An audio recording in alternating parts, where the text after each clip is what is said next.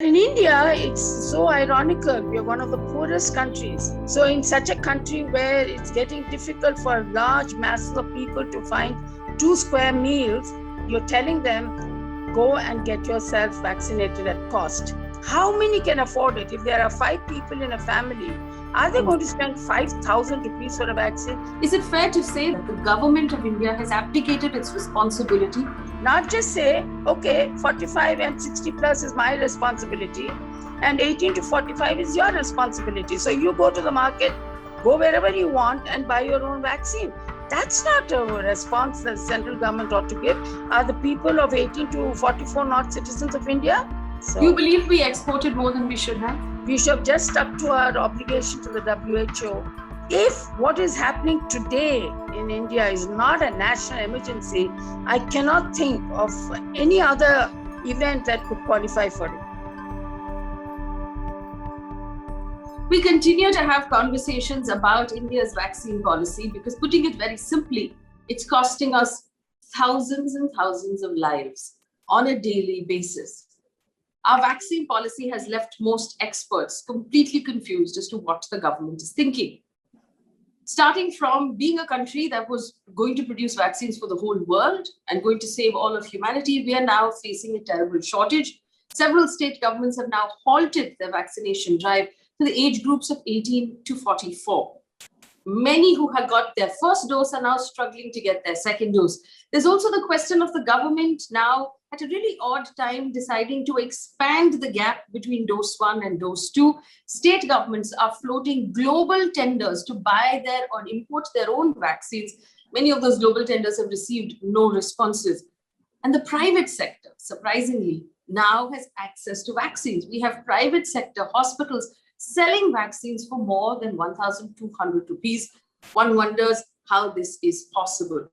There are many questions to ask about the center possibly abdicating its responsibility to vaccinate the population and to protect the people, the confusion that this policy is causing, the thousands, like I said, who are dying in the process. And as the battle now moves to rural India, which suffers from a shocking lack of healthcare, what are we going to do? To help us answer all of these questions, I have with me today an expert whose voice is perhaps one of the most important voices in the country. It is really important. Now you listen to this whole conversation, maybe also take notes. Joining me right now is K. Sujata Rao. She served as the Union Secretary for the Ministry of Health and Family Welfare for the Government of India until 2010. She was involved in the first ever national program for non-communicable diseases. She was involved in the process of a national policy for antibiotics and introducing vaccines in public health.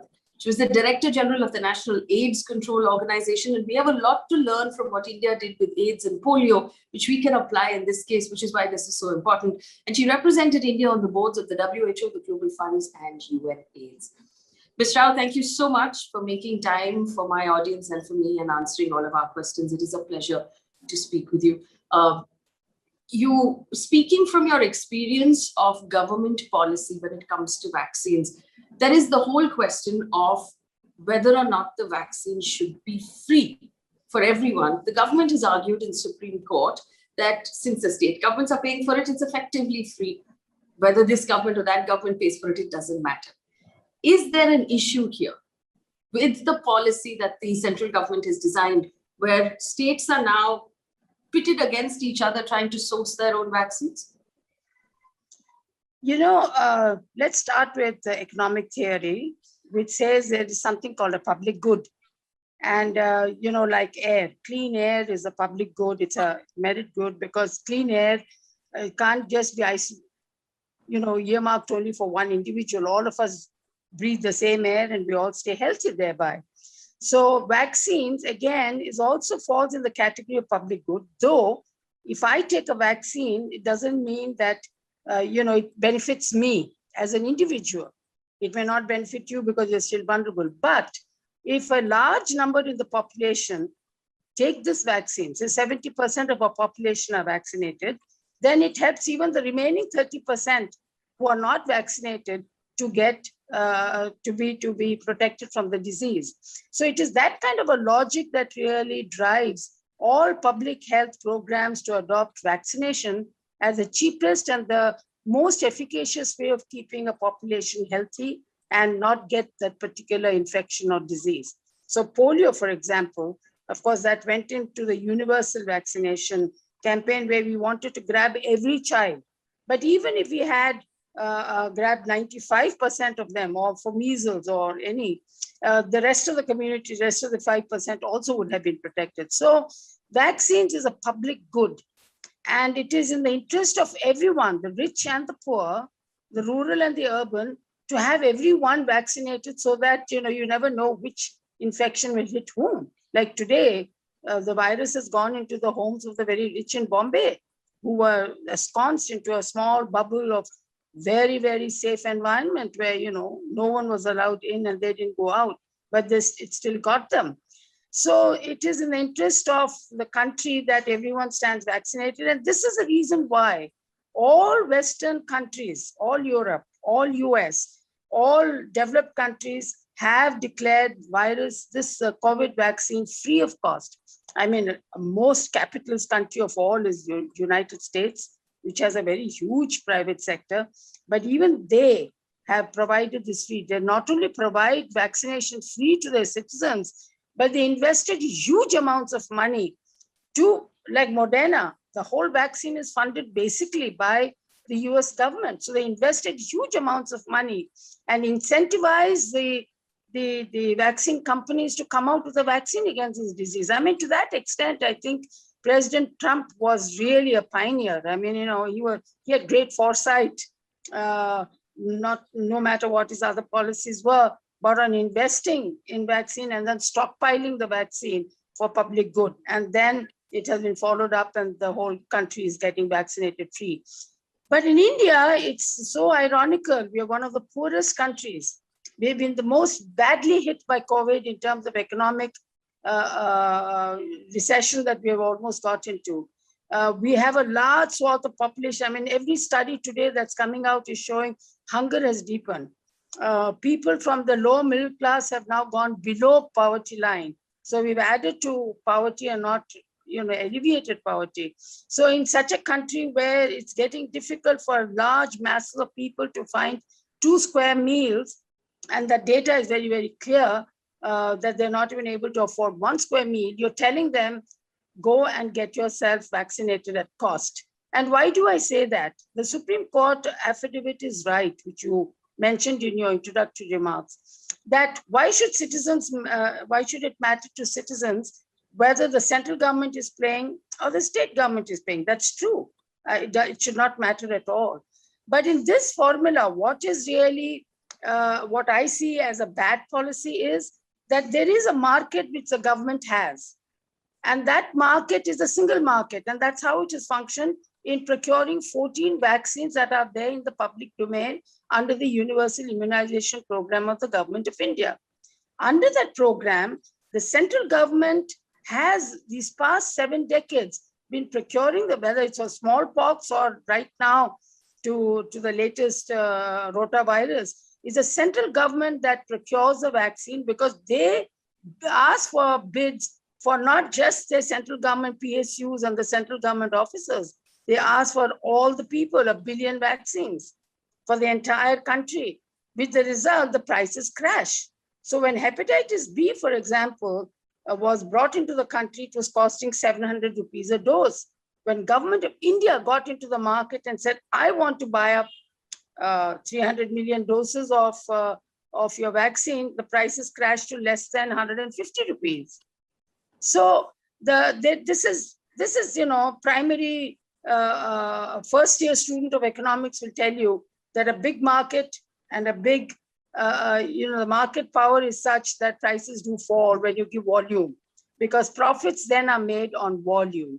So this is the reason why I feel that the central government ought to have procured this vaccine for the states and not just put the states as a separate market, because the prices at which the state is buying is much higher, 2.5 times higher than what central government is paying. So there is a little bit of a problem with fragmenting markets, and it also defeats the negotiating power. So I don't think it's a good policy. Yes, in fact, the central government argued again in Supreme Court that these two vaccine manufacturers right now, the Serum Institute and Bharat Biotech, have invested a great deal of money and hence they should be allowed to make a profit. You've said in one of the interviews that you gave, and I'm quoting it, is you said clearly for the government, their notions of a free market ideology seem to be of greater import than saving lives and getting India out of this horrific mess we are in right now. Is there right now a government obligation via the Constitution to protect the lives of citizens over looking out for the profits of two private entities?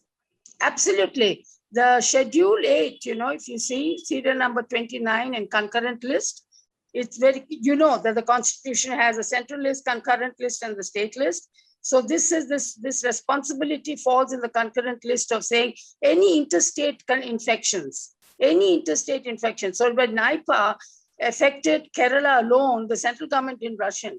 But when infectious diseases have the potential to cross boundaries, that's when the central government really enters into the scene, and it is an obligation. They're not doing anyone a favor. It's an obligation to secure the health and the safety, provide health security for the people of India. And that is when they are obliged to take concurrent responsibility for containing this disease. So it is under this understanding that all these years, every infectious disease control program, malaria, TB, vector-borne diseases, HIV, AIDS, vaccine preventable diseases, all this, the central government has always, assisted the states by either cash or grant in being able to give, say, for example, in kind, it would be buying up things where the market level, by leveraging the whole India market, they can bring the prices down and supply them in kind to the states. That was the logic. So that's how vaccines were bought, cold chain was given to the states, training was provided, protocols are developed, same thing with HIV drugs. HIV drugs will be procured and sent to the states because it leveraged the market. And what was available for 2,000 rupees came down to 120 rupees in a blindness control. I mean, you can take program after program. It's the central government that was providing assistance in cash and kind to the states to fight infectious diseases. So I don't see why that precedent and that system has been given the go by now, and why the central government is trying to say health is a state subject. Of course, health is a state subject. Public health is a state subject. It is a state which is responsible if somebody dies for want of oxygen in a hospital. Hospital administration, hospital thing is definitely a state subject. But there are other responsibilities of the central government, like providing vaccines or coordinating oxygen, which comes from several states, and much of it is under its control, and so on and so forth. So therefore, it's a concurrent subject where the relationship has to be worked out in a supportive manner where each one complements the other. I'll come to the oxygen procurement in a bit, but is it fair to say that this is the first time in the history of independent India that the government of India has abdicated its responsibility in a nationwide health crisis, left it to the states to a point where state governments are individually attempting to import vaccines? See, Faye, what is the formula, what they have given? They, first of all, they are the ones who are saying what is the eligibility criteria, right? They are not leaving it to the state, say you vaccinate anyone you want. They are the ones who came out with a 3-phase formula. First, all healthcare workers, frontline workers. Then on March 1st, they said all elderly above 60 years old. Then they said all those who are above 45 years with comorbidities. And then suddenly on 20th March, just because a couple of chief ministers said, we are worried about the 18 plus people. Why? Because in wave 1, it was 80% of mortality was among the elderly and those with comorbidities. So that science and that data drove them to do this prioritization. And I'm absolutely in with the government of India for doing that. I agree. But wave 2 has shown, the serosurveillance report of Kerala has shown that an equal number of 44% mortality is among the young people. Do you remember seeing so many young people die and losing their lives in wave 1? No. So this virus is beginning to affect younger populations. So therefore, the state governments responded to those signals that they're getting from the field. Now, it was for the government of India then to calibrate this whole data and say, okay, since we have a problem with vaccine shortages, let us do this A, B, C, D and fold it out accordingly. Not just say, okay, 45 and 60 plus is my responsibility and 18 to 45 is your responsibility. So you go to the market, go wherever you want and buy your own vaccine. That's not a response that the central government ought to give. Are the people of 18 to 44 not citizens of India? Doesn't the central government hold itself accountable to their protection? Now, why do I say this is today you have a peculiar situation where 30 states, including Bombay Municipal Corporation, gives a global tender for 1 crore. It's 10 million doses. I mean, even a silly South African vaccine company won't look at the tender today. Naturally, they're not getting bids. They've extended the bids because 1 crore is peanut order for anyone. And you have 30 states, each one giving global tenders, each one begging. That's a poor other Poonawalla ran away to London. And each chief minister ringing up and then the government of India says that, let the companies set the rate. How do you allow that? Let me negotiate. If I'm going to be responsible for buying, let me negotiate and see what I can do. The third thing is, that was not in the 20th April policy. Now I find in the print where government of India seems to be saying, and what the company people are saying, is government of India is dictating this portion of what is earmarked for the state and the private sector. They will tell who has to get it. That's not free market. That's not liberalization. That's a backdoor control that you're keeping on the vaccine. You've said to yourself that 50% of the manufactured product will come to me at 150 rupees. The remaining 50%, you fight with the private sector. And now they brought a quota there. 25% of that will be for private sector, 25% for the states. I mean, out of the 55 crores of people that fall in this population bracket of 18 to 44, please tell me how many will be using the private sector paying 1,500 rupees a dose if they took Covaxin and 1,000 rupees a dose for a Covishield. How many can afford it? If there are 5 people in a family, are they going to spend 5,000 rupees for a vaccine? It's a minuscule little strip on the top. We have never objected to that. Public policy, even in the past, didn't. I'm sure your children, my children would go to a private hospital and get the polio shots. No one said no. You can go to Apollo and get your flu shot. Nobody's saying no. So, and the private sector can easily buy Pfizer and bring Moderna or whatever they want. Let them go anywhere, get them and offer it to their clients. But those clients are very small. You can't expect my maid and your maid to, because, public hospitals are so full of people, or now with this 25% quota, they won't have adequate vaccines. So even if government is providing free, the ones sitting with a stock of vaccines will be the private hospitals, and they'll be forced to pay this kind of money. So what is government trying to, central government, what are the signals it is trying to give? I fail to understand, because it is a very, very upper middle class orientation to policy. And upper middle class and the rich class really don't matter. They will take care of themselves any which way. It is the larger masses, the rural populations. You brought COVID. Which rural youth or rural person has connectivity, has a computer, has a smartphone? I mean, you're not able to even give your education system is not running today because people don't have smartphones, and you're not able to use the electronic media to reach out to your students, and you've kept them out of school for 1 year because of that. Now, if that is the situation of the reach of even technology, how do they get themselves registered? And you make that a mandatory requirement. Why? If I don't have access to a COVID, why can't I just walk in and get myself vaccinated? So, the entire design of this policy, I'm afraid, is very exclusionary, and it is not sustainable in my opinion.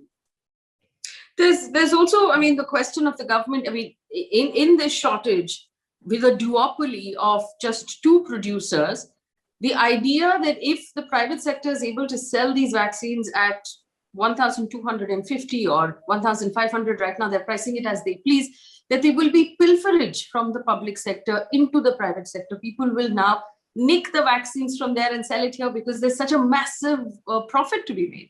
Faye, this is another fundamental truth of economics or economic understanding, is when the supply is much lesser than demand, distortions creep in. And the biggest distortion is black marketing and leakages. And we have a system in India where in any case, by law, we permit our government doctors to put up private work in private facilities. So many in most of the states have their own private nursing homes. Do you think this is not going, this free vaccine will not happily go to their private nursing homes where they just for the asking are going to be able to provide it free of cost? So this is going to be an, I think this is something that we can expect will happen. These distortions will certainly take place. We're seeing it in remdesivir speed.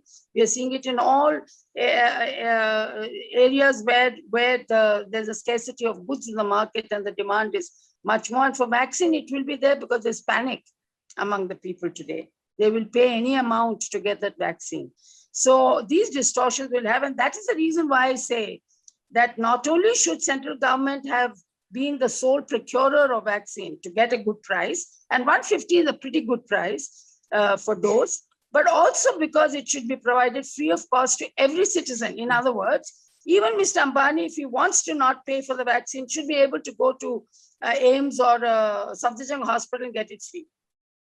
The choice should be there. You don't want to and you're willing to pay 1,500 rupees, by all means, go to a private corporate hospital, let them buy on their own terms.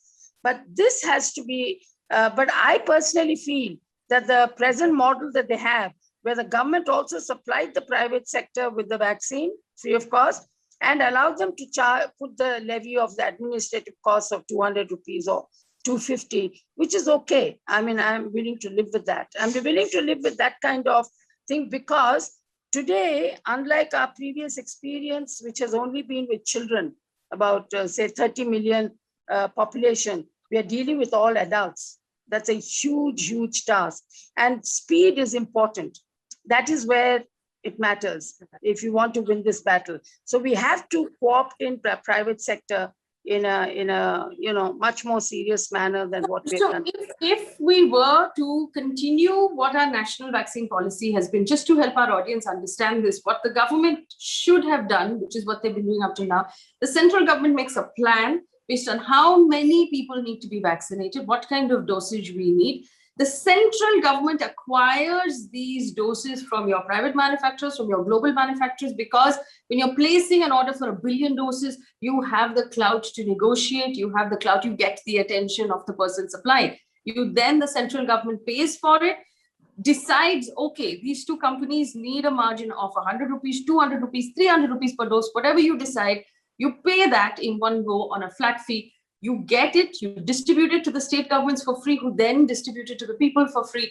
That is the only negotiation that takes place. These multiple negotiations actually disadvantages poorer states, it disadvantages smaller states, it disadvantages poorer people and those with lower ability to negotiate. Mr. Nitin Gadkari has made a statement just today saying that you should take the licenses, you should give it to 10, 12 more companies, have them all manufacture the same vaccine, give them the money that they need in order to beef up their infrastructure so that we have more manufacturing in the country. We understand now that the ICMR owns the IP to one of our vaccines, which effectively, through a long stretch, belongs to the government.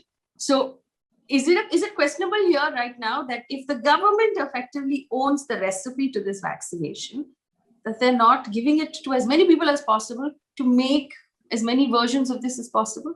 Faye, that's something that I fail to understand why that is happening, because the TRIPS provides exactly for these circumstances that we're seeing today, flexibilities for countries to declare compulsory licensing in times of national emergency.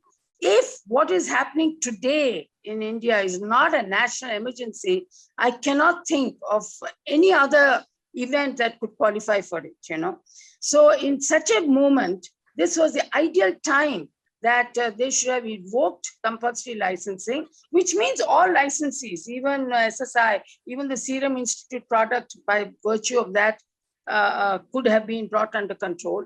And what does it mean? It means the government pays off some royalty to the companies which have manufactured and done the research and manufactured the product, and takes over that entire technology and distributes it to the other companies to manufacture.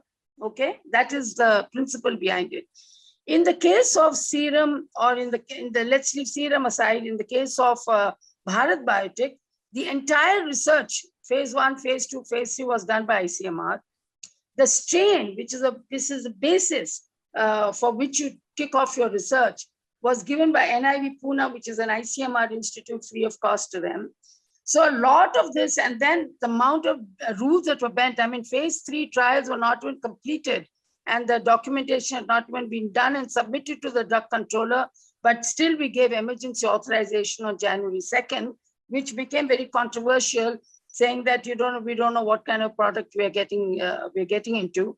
And of course, then they gave 30 caveats under what circumstances and conditions you can make this vaccine available, be that as it may. So Covaxin was, Bharat Biotech was given huge flexibilities by the government. So it's really speaking, we are part owners of it. And that's an indigenous product, so it's much easier for compulsory licensing to have. We could have paid Bharat Biotech. He said in a TV interview, Dr. Krishna, that he has invested 350 crores. Well, be that as it may, whatever that is, he could have paid some royalty and provided. But that is one aspect, that kind of, as somebody put it, it gives you the admission into the engineering college. But the real trick is getting the vaccine manufacturers in the country to be able to then manufacture that product. And for that, you need certain bases. That is, your BSL 3 laboratories have to be there. We have about 16 in our country. There are about more than 200 in US. And out of these 16, 12 are with the ICMR institutions. But, and then we have Panacea, that's another private company, a big lead company which manufactures polio vaccine and so on. They also have the infrastructure. So government of India should have planned this out and ought to have identified about 4 to 5 companies among the several companies, about 20, 30 companies that we have, and seen who has that infrastructure, the technical capability, and invested some money with them so that they have to import some amount of the equipment for getting ready for this influenza vaccine. See, influenza vaccines are different. Polio vaccines are different. So it's not as if the same machine produces everything. So to import, that would take them 2-3 months. Then they have to manufacture the product and then do a small clinical trial for the drug controller to give you license. So there are certain procedures. It's not as if, you give it to somebody and say, okay, manufacture the soap and then you market it. You have to show that the soap is safe for me. So this whole thing would take about 4 to 6 months. That should have been planned. Why was that not done? Now, once you do this, and then the compulsory licensing also enables you to put a price, saying this is what it costs and this is going to be the price. So that could have been done, and that has, unfortunately, that option is not being looked into. So when India goes to the world market and says, give me a TRIPS waiver for patent, they are turning around and saying, why are you not using compulsory licensing on your own company first? Yeah. You're not doing that, but you're asking us to give waivers for our Pfizer's and our Moderna's, but you're not doing it for your own company. I mean, that's no argument. I don't buy that from the Western countries, and they must give a waiver in this country because it's not only vaccine, it's also all the drugs and equipment and so on and so forth. But in this case, Government of India ought to have been much more aggressively helpful and facilitated these other companies to tweak their system of production so that they could have adopted. Now, Bharat Biotech has offered the technology, but then it's going to take quite a while for these companies, about, at the fastest, 3 to 4 months to get into full production line. But I still think that's a good option to get into. Yes. You did say something interesting. You said Indian government should have planned this. That it seems to be the space where we're most lacking, because it was obvious what our population is when we were going into this in October to December last year, when we knew that there were these 2 vaccines that were coming about. In January, when the drive began, we knew how many people they were in this country. We knew they would each need 2 doses. We knew how we were going to approach it. There seemed to have been a lack of planning in ordering the vaccines and actually planning out all of these phases. And do you believe we exported more than we should have? Say, the two parts of your question, and let me answer one. One is that I have worked in that system in Nirman Bhavan as a civil servant. Normally you see we hop from one ministry to another. But it is my good fortune, I think, that I spent 2 decades just in the Ministry of Health. So I've seen it as a young director right up to the secretary level. That, this is a basic thing is to plan what's your demand going to be. And then find out who's going to supply us, what's the world market looking like. That's a very basic exercise that, at a very low level of the bureaucracy, the file starts that way, that we need about 10 vaccines and there's only one supply a year. So, he's going to have a monopoly price. How do we do it? And what are the options and so on? So I'm just amazed why that was not done. And the only reason that I feel is that enormous amount of complacency had entered. People really genuinely believe that, now that the vaccine is in the market, we're going to be safe. All we need to do is vaccinate ourselves.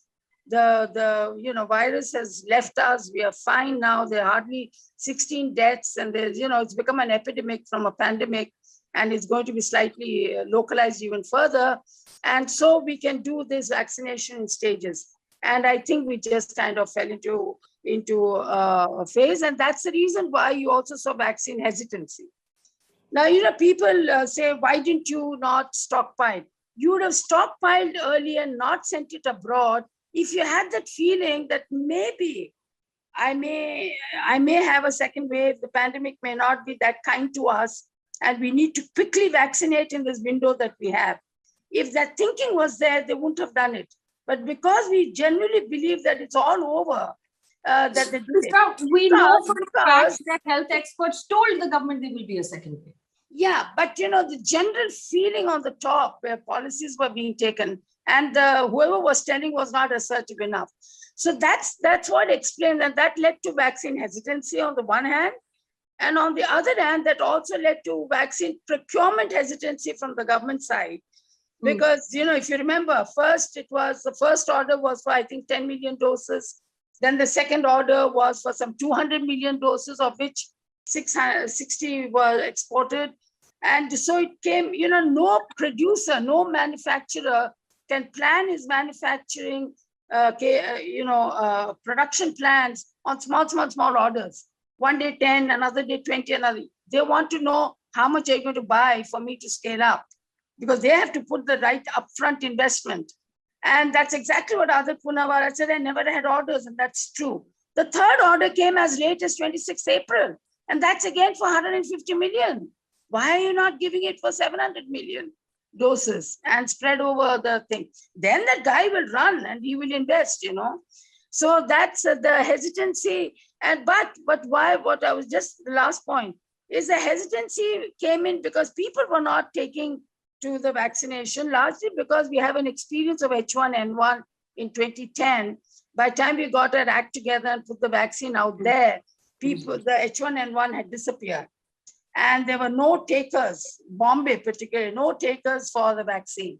And we lost money on that. So that may, but I don't think that really influenced. It was complacency. And it was a very peculiar policy mix, why they were not placing enough orders. So, do you believe we exported more than we should have, Ms. Rao? See, if you look at it from now, there's no question of export at all, except your obligation to COVAX. I do believe that the government has, I don't believe the US and all that who just want to do everything for themselves. You have to share the burden. And I think we had some other Poonawalla got into contracts with COVAX. He got $600 million as advance to supply vaccine to COVAX for further distribution to several other countries which don't have manufacturing capability. So I think that is one obligation that I think should be adhered to because it's helping other countries poorer than us. Barring that, if out of that 66 million doses, that was only about, I think, if I remember right, 20 million to COVAX or 25 million. The rest of it was commercial sales. You didn't have to go to Trinidad and this and that and all those countries just to beat China. That was not, vaccine diplomacy was not the moment. So I think that was a bit unwise to have gone into giving Brazil and, giving a whole lot of other countries. We should have just stuck to our obligation to the WHO as a good, and even perhaps to your neighbors. But what's happened is if you want to do that neighborly, good neighbor politics, then you have to stand by it. Now, today they're not getting the second dose. Now you abandon them in panic. You're saying, no, I need every vaccine for myself. So you're not letting go of the 10 million doses that these neighboring countries have. Now, where do they go, for the second dose? So it was a bit of a muddled thinking, yes. The government, very interestingly, at a very also difficult point, decided to expand or to widen the gap between two doses for India on COVAX, on Covishield, and also has decided as of yesterday that if someone has tested positive for COVID, they needn't get vaccinated for more than 6 months. And whether or not this is based in scientific research, there does seem to be a great now trust deficit between the citizens of the country and the decisions being made by government. Is this going to be detrimental at an emergency time like this, where the citizens don't trust that the government is working in their interest anymore? Trust deficit is a separate point. But where these two decisions are concerned, I don't know where that 6 months after you get COVID is coming from, because I have not read any literature on that. And I also read it in the newspapers just today or yesterday. And that I have to find out what the basis is. But for the first one, if you remember way back in November, December, when AstraZeneca was in the trial stage and all that, they did find that those who they were vaccinating after a break of 3 months were showing better immunity, almost 82%, as opposed to those who were, and there was also dosage difference and so on. So, that, and then that data was all examined by WHO. And WHO did say that in Covishield, in the AstraZeneca vaccine, you must have a 3 months gap between the first and the third. Now, after a gap of almost a month of WHO advisory, the government of India came up saying, okay, not from 4 to 6, but now 6 to 8 weeks. You can have that gap. Why they reduced it from what the WHO was suggesting, 3 months to 2 months, I don't know. I don't know the basis for that. They said that was the evidence. But all I can say is that WHO has a very comprehensive way of analysis. They take a very deep dive analysis of the data. And by and large, in 90% of the times, we do follow what WHO advises us. But in this case, I don't know why they didn't. And now they've gone back to what WHO is advising. I think it's a good decision, because if by extending it to 3 months, you get better immunity, nothing like it. But the second one, I don't know. But you are one of the victims of the trust deficit. Everyone, even when they do good, when they're following, in this case, the WHO protocol, we suspect that they must be having a hidden agenda, but that's not true in this case, at least from what I know. That's good to know. I also want to ask you, you did mention, the oxygen, and there was a huge problem that invariably wound up in our courts, where state and central governments were fighting each other for oxygen. The central government actually had control of which state gets what quota of oxygen on a daily basis. And most high courts had to order that quota be increased. Again, given that it's a concurrent list problem, given the fact that the central government was controlling the oxygen, could it have been better planned? And were a lot of the deaths that we saw, even in cities like Delhi, avoidable if we had better planning?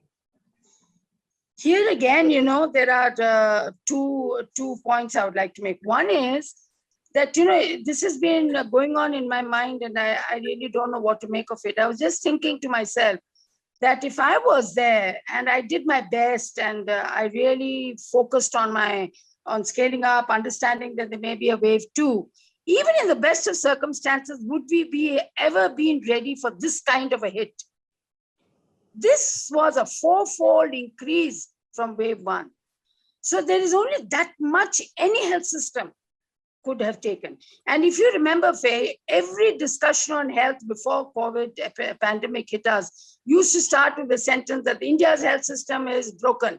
India's health system is in the ICU. India's health system is imperfect and so on. It was never considered that India had a good health system. Now, in such a system came this COVID. We were very lucky in wave one. I think it was very benign to us and said, look, buddies, don't take me for granted. We didn't hear the signals, but even if we did and we planned, wave two was genuinely very hard. And I don't think any amount of planning could have been, but having said that, in wave one, this is the second part, wave one did tell us, if you remember initially in March, April, the whole scramble was for ventilators. It was later on, the study done in Italy, which showed that's not the ventilators, but it is oxygen. Oxygen-supported beds were more in demand than the ventilators and the ICU. Then attention shifted to, because this is a new virus. Its presentations are new. It's every individual is responding to it in a different way.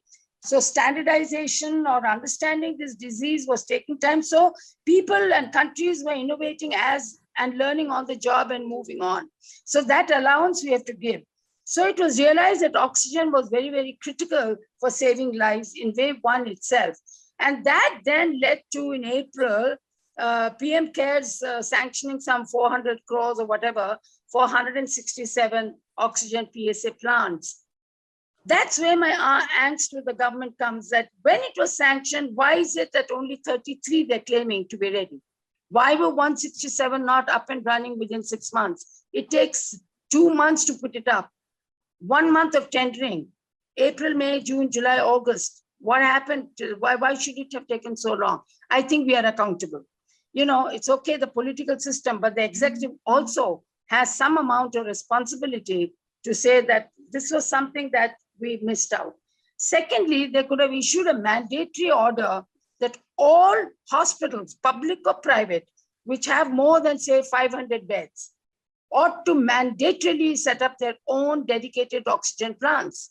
Why is it that Max doesn't have its own oxygen plant, being such a big chain, having more than 1,000 beds? And now today they've sanctioned themselves the 6 oxygen plants, of which one is ready and one is going to get ready, and they're dependent on someone else to supply oxygen to them. So these are 2 or 3 policy correctives which we ought to have taken, we didn't. And then the third point is, see, the normal consumption of oxygen was 1,000 metric tons. We were today the demand went up to 8,000. That's a huge demand for anyone to meet. And it's all in one part of the country. The oxygen demand is in another part of the country.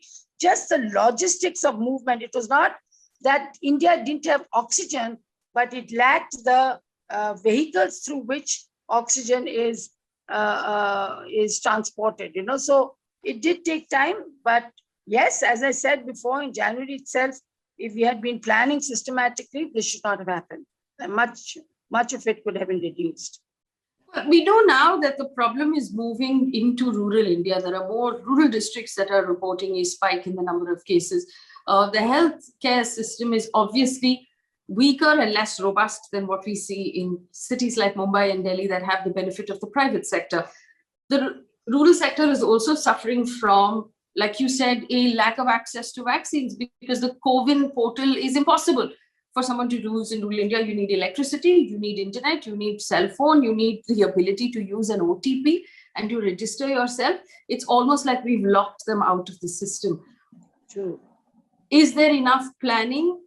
And we're hearing horror stories of bodies washing up in rivers. Is there enough planning? Can we ever be prepared for what this is going to do to rural India? I'm afraid this is another aspect that I don't know how much of planning they have done, but I think, there are 2-3 things that have happened here. They ought to have realized that rural areas, and particularly we call them EAG states, that Chhattisgarh and Bihar and UP and so on, the health systems are extremely fragile. I mean, these states can't even handle 150 Japanese encephalitis babies. Every year there's a drama on how many kids are dying, okay?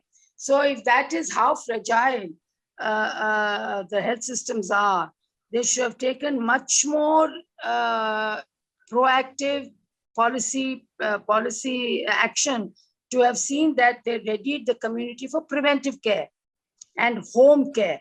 You know, and what do I mean by preventive care? Tell everyone what COVID is about. See that, you know, infection doesn't spread, the using of masks, not allowing all these religious festivals and so on and so forth.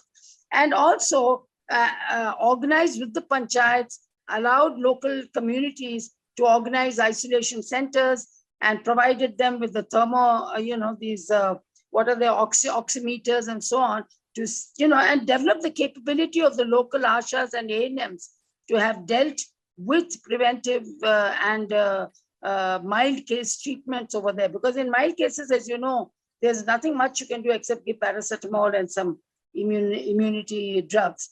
So that has not been done. On the other hand, you have the this FCRA, where you completely, you know, what do I say? The NGOs are completely incapable of working because of the FCRA regulations. So yes, you've now removed the entire civil society NGO participation. There are people who could have gone, they have a relationship with the communities.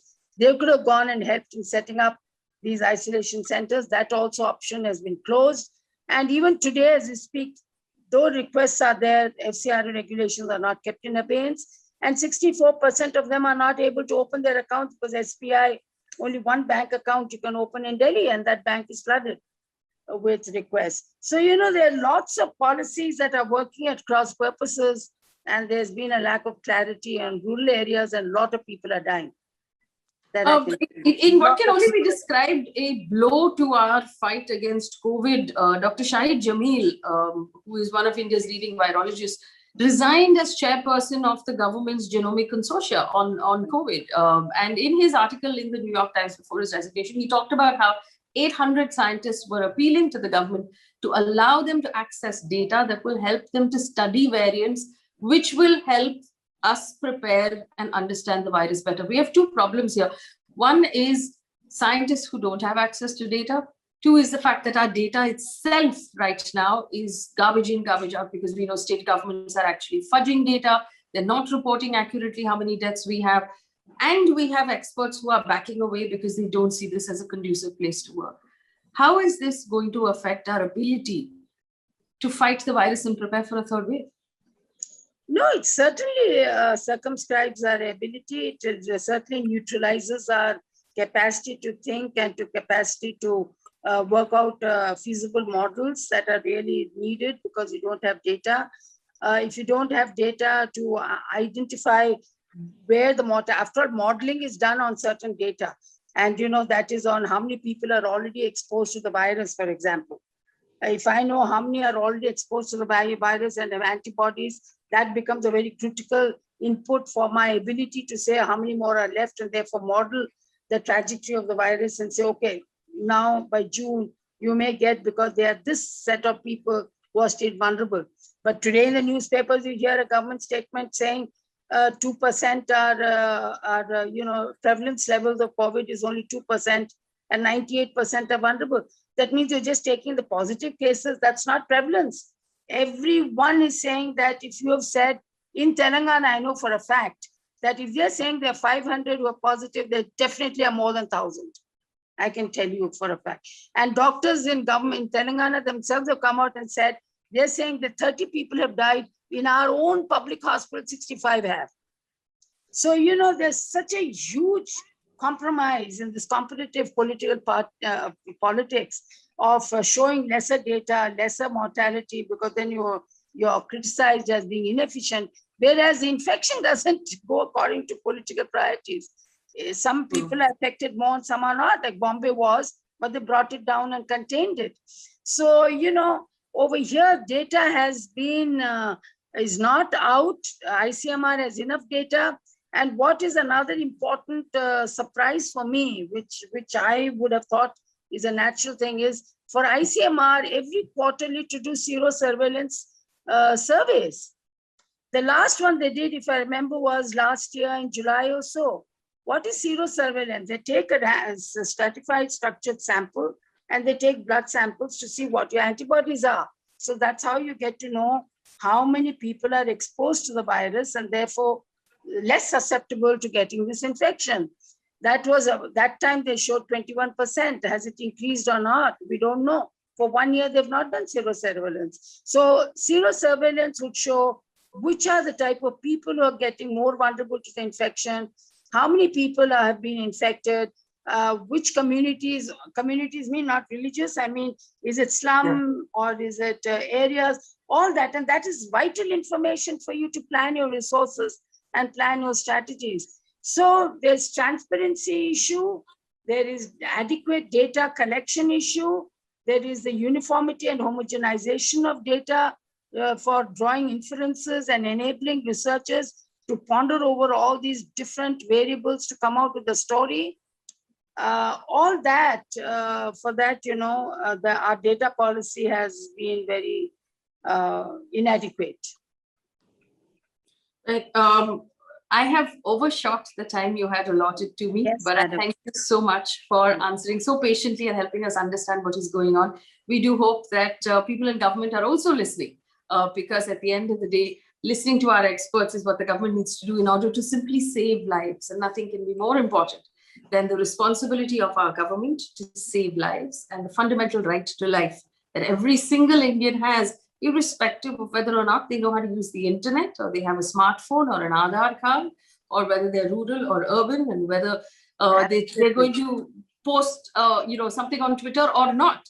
They all have equal right to life, which is a right that cannot be violated and cannot be waived. You cannot ask them to give up that right even by their own children. Thank you. It's a pleasure talking to you also. For our audience, especially our younger audience, if you have questions for Ms. Rao, follow-up questions based on what you heard in this conversation, please leave it for us in the comment section of this video, and we will ask her to be kind enough to make more time and answer our questions for us. Anytime.